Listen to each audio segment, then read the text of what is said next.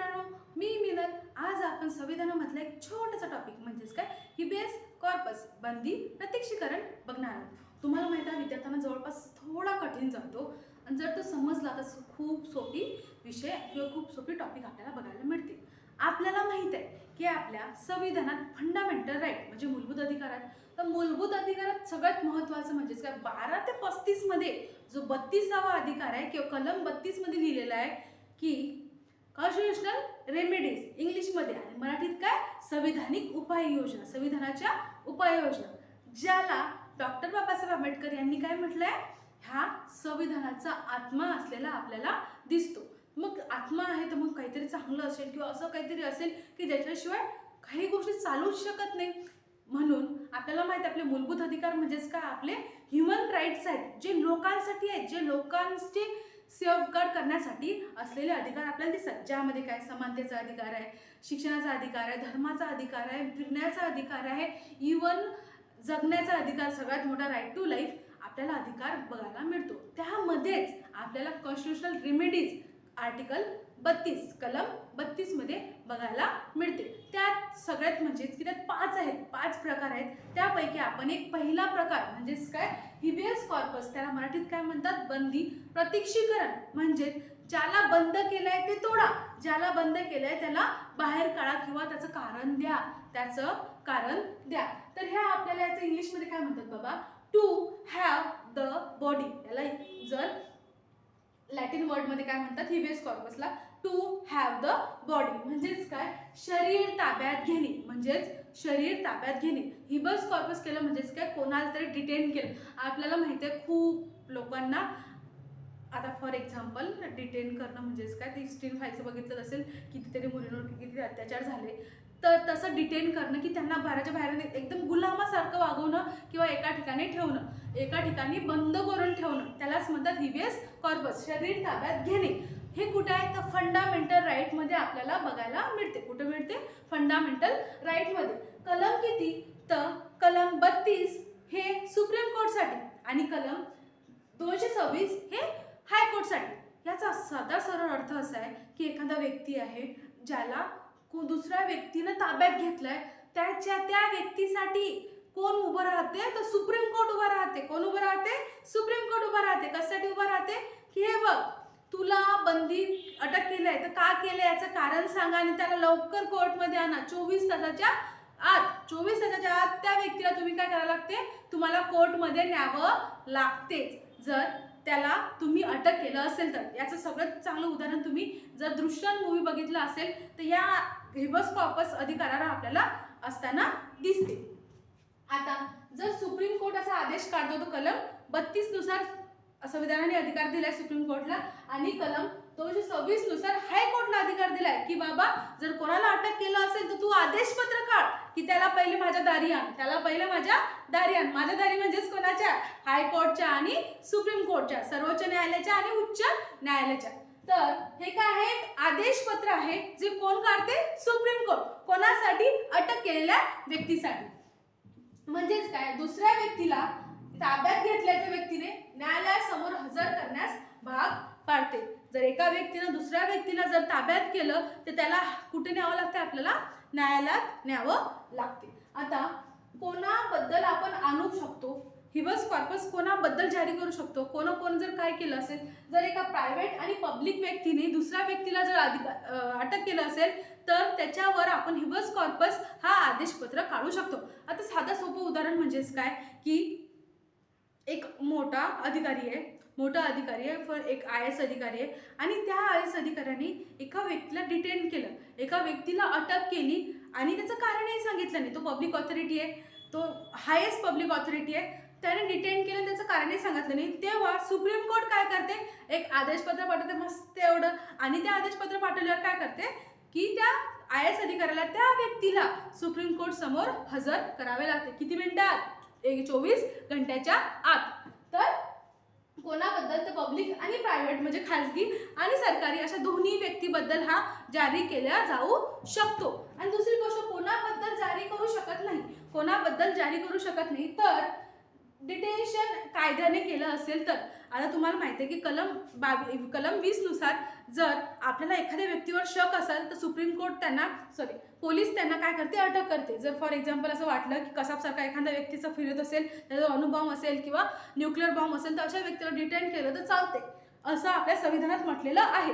तर कोणाला डिटेन करू शकतं किंवा कोणाला डिटेन म्हणजे अटक करणे किंवा घरात बसून ठेवले, तर कायद्यानुसार जर त्यांना डिटेन केलं असेल तर त्यावर आपण हेबस कॉर्पस आणू शकत नाही किंवा सुप्रीम कोर्ट हेबस कॉर्पस आणू शकत नाही. दुसरी गोष्ट, जर न्यायालयाचा अवमान तुम्ही केला, न्यायालयाच्या विचाराचा अवमान तुम्ही केला तर तुम्हाला तुमच्यावर हिबस कॉर्पस आणता येत नाही. सुप्रीम कोर्ट नाही म्हणणार की भाऊ याला सोडा रे, भाऊ यानं काहीच नाही केलं, यांनी आम्हाला काही म्हटलं तरी चालेल, तसं होत नाही. दुसरी गोष्ट म्हणजेच काय, न्यायालयाच्या अधिकार क्षेत्राबद्दल जर असेल म्हणजे न्यायालयाने स्वतःची बाउंड्रीज बांधून दिल्या आहे, त्या बाउंड्रीच्या बाहेर जर त्यांनी काम केलं असेल तर त्यावर हिबस कॉर्पस आणता येत नाही. दुसरी गोष्ट म्हणजेच काय, जर आदेश न्यायालयाने सांगितलं की याला अटक करा, फॉर एक्झाम्पल विजय माल्याला सांगितलं की अटक करा, अरे सुप्रीम कोर्टने सांगितलं भाई तर मग करावंच लागते, मग त्याच्यावर आपण हिबस कॉर्पस सारखा बंदी प्रत्यक्षाचा कायदा लागू होत नाही.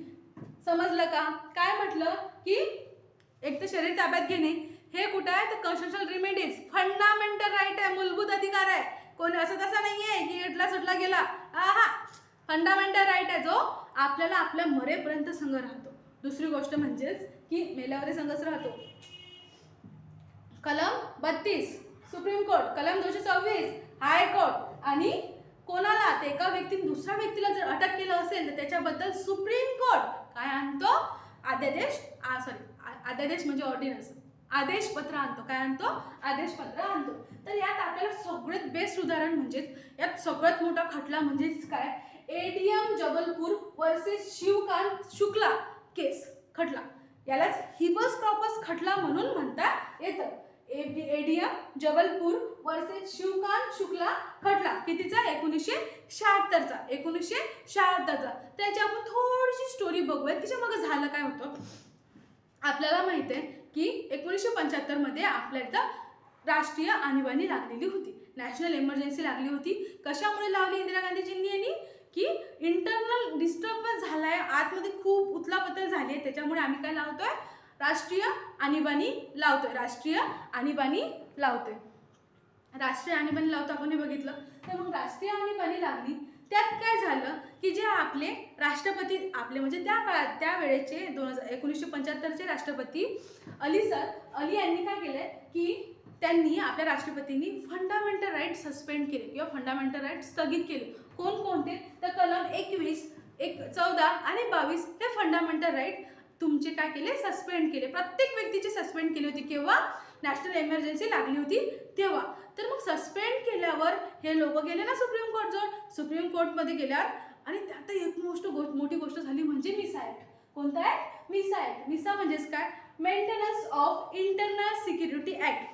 Maintenance of internal security act. या ॲक्टमध्ये हजारापेक्षा जास्त पॉलिटिकल लोक काय अटक केले होते. त्यात अटल बिहारी वाजपेयी, मोरारजी देसाई सारख्या लोकांना अटक करण्यात आलं. आता मोरारजी देसाई, अटल बिहारी वाजपेयी सारख्या मोठ्या पॉलिटिशियन लोकांना, राजकारणी लोकांना अटक करण्यात आलं.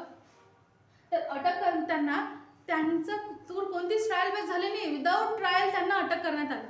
विदाऊट ट्रायल त्यांना अटक करण्यात आलं. तर मग हा खटला सुप्रीम कोर्टवर गेला. तर सुप्रीम कोर्ट काय म्हणते, तेव्हा 5 लोकांचे एक बेंच बसला होता निर्णय देण्यासाठी. तर त्यात जस्टिस बेग, जस्टिस चंद्रचूड, भगवती आणि राय आणि खन्ना असे 5 लोक बसलेले. त्या 5 लोकांनी काय केलंय, त्यातल्या 4 लोकांनी म्हटलंय की हा आमच्या अधिकार क्षेत्राबाहेर आहे, जरीही बेकायदेशीर डिटेन्शन आहे तरी सुप्रीम कोर्ट काहीच करू शकत नाही.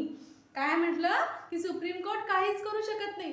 तेव्हा एक त्यातले जे होते म्हणजेच काय, HR खन्ना यांनी काय म्हटलंय की इमर्जन्सी लागू द्या की भूकंप येऊ द्या, जे राईट फंडामेंटल राईट आहेत, जे मूलभूत राईट आहेत ते तुम्ही कमीच करू शकत नाही. म्हणजे त्या चौघांच्या विरुद्ध एकाने मत दिलं. तेव्हा हा खूप क्रिटिकल कंडिशन निर्माण झाली होती सुप्रीम कोर्टमध्ये की एक व्यक्ती म्हणतो की तुम्ही मूलभूत अधिकार म्हणजेच नैसर्गिक अधिकार लोकांना कसे देऊ शकत नाही, कसे काढून घेता. आणि दुसरी गोष्ट म्हणजेच की 4 लोकांनी काय म्हटलंय की हे जरी चुकीचं असलं तरी आमच्या अधिकार क्षेत्राच्या बाहेर आहे. तर याचा निर्णय असा झाला की 44वी घटना दुरुस्ती आपल्याला बघण्यात येते आणि 44वी घटना दुरुस्तीनुसार असं म्हटलं झालं की जगात काही होऊ देत, भारतात काही होऊ देत, मूलभूत अधिकार कमी होतील नाही. त्यातले काही सस्पेंड होतात ते हे आर्टिकल 19 मधले, पण जे कामाचे आहेत, जे हिबस कॉर्पस सारखे किंवा आर्टिकल 14 झालं, आर्टिकल 20 झालं, तर हे अधिकार 21 झालं, हे अधिकार सस्पेंड होतील नाही किंवा स्थगित होतील नाही. समजले का स्टोरी? काय बघितलं आपण की हिबस कॉर्पस बघितला, बंदी प्रतिक्षेपाचा कायदा बघितला, जो कलम 32 मध्ये आपल्याला बघायला मिळतो, जो म्हणजेच काय आहे मूलभूत अधिकार. मूलभूत म्हणजेच काय? आपला ढाचा, आपलं अस्तित्व, आपलं अस्तित्व.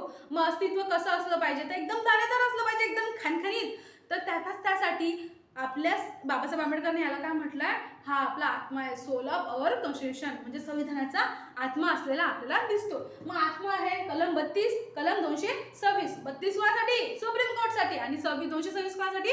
हायकोर्टसाठी. हे एक आदेशपत्र आहे, एक मस्त लेटर आहे, लव्ह लेटर नाही, आदेशपत्र आहे की याला सोडा, आणि सोडायचं नसेल तरी आमच्या जोड्या की कौन धरलं, बहुतून कौन अटक केले याले.